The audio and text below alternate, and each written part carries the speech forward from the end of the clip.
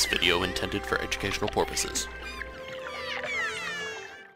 Hey guys, it's Adam, aka Swimming Bird, and welcome back for another Minecraft 1.8 Snapshot. This is 14W28B, and this week we've got some big news about the feature of the 1.8 update, as well as some new features in this week's Snapshot to discuss, so let's get into it. Now we're going to start with a tweet from Dinnerbone. He says, don't expect much or any new features in new 1.8 Snapshots. We're going to focus on finalizing existing ones, optimizations, and bug fixes. Meaning that 1.8 is very close to release. They're going to do their bug fixes, try to get everything sorted out so that they can get this update out to the public. Now, on the other hand, it's a little bittersweet because Minecraft players always want new features, new things to discover when they get a game, and this means this is the end of the 1.8 features for the most part. Until we get 1.9, we probably won't see anything groundbreaking. But at the same time, Dinnerbone does say he's finalizing existing features, meaning things like the bunny rabbit could get its new sounds, stuff like that. I'm really hoping that the Endermite gets its interaction with the Ender Dragon that Dinnerbone teased.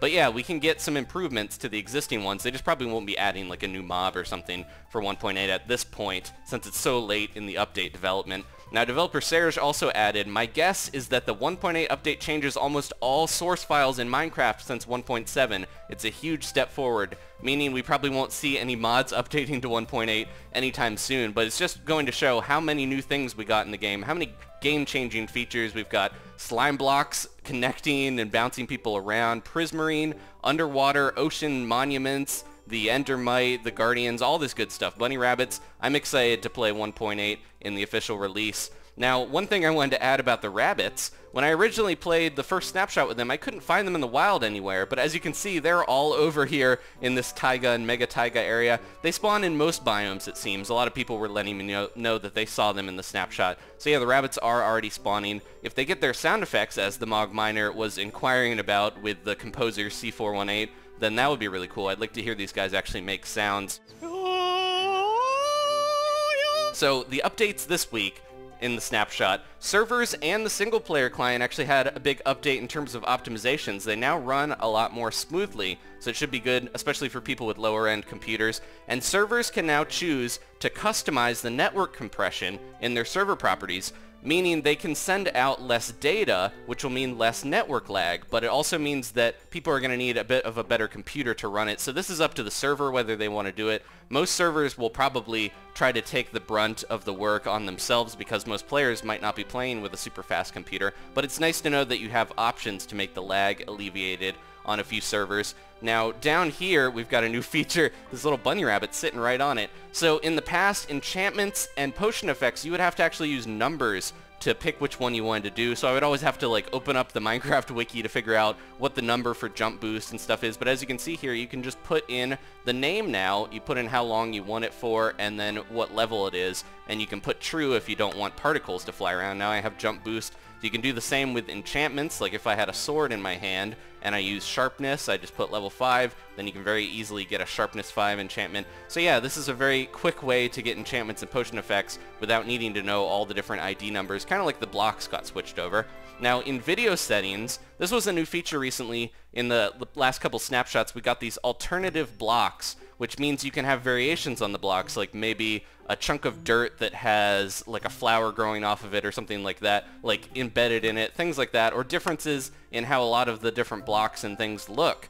Now, this has been added where you can turn it on and off if you don't want to use this. This is very useful for resource packs because they can add things like that. Now, a user on Reddit named MeijiJS made this really cool alternative default pack, as you can see here. So here are like variations in books. You can see the old style of gravel is actually back in this pack, and it sometimes pops up. There's like a bone in some stone there. Variations on diamonds, grass length, different mushroom length. There's a giant potato that pops out occasionally. You get the roses instead of the poppies sometimes, stuff like that. It's all visual changes, bunch of lily pads there, but it makes the game look much more interesting and cool. So yeah, I think it's a good addition. You can have a resource pack this way, and if you don't want it though, you can just turn it off in the options very easily with that new alternative block states switch there. Now, block states in general have all been changed so that all of the blocks use block states now, making the game a bit quicker in how it decides whether a block has grass on it or things like that,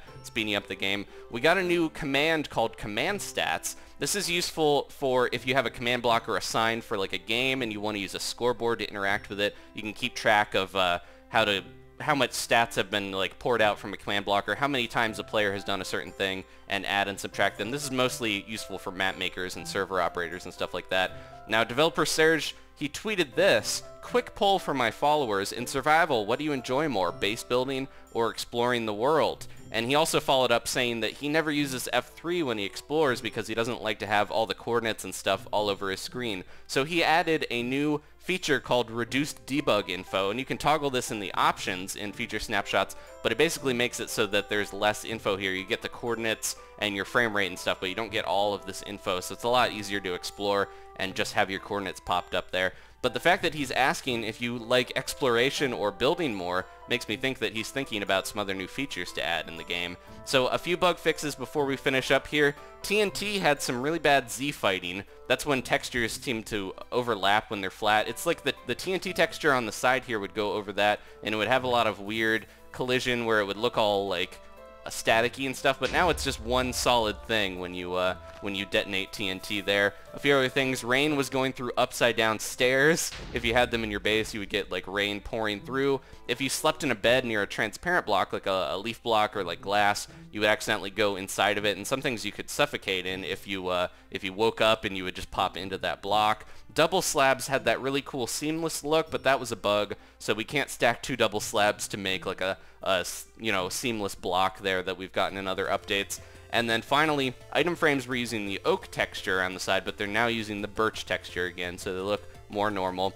But that is pretty much it. Like I said, lots of optimizations now. We're going to get a lot of, tweaking to the features that are already existing in the coming weeks, and hopefully we will have 1.8 by the end of the summer. Thank you guys for watching. Please leave a like if you enjoyed this. If you're curious about all the 1.8 features like rabbits and the new guardian mob and stuff like that, check out some of my previous snapshot videos. Once again, thanks for watching, and I'll see you next time for more snapshot updates.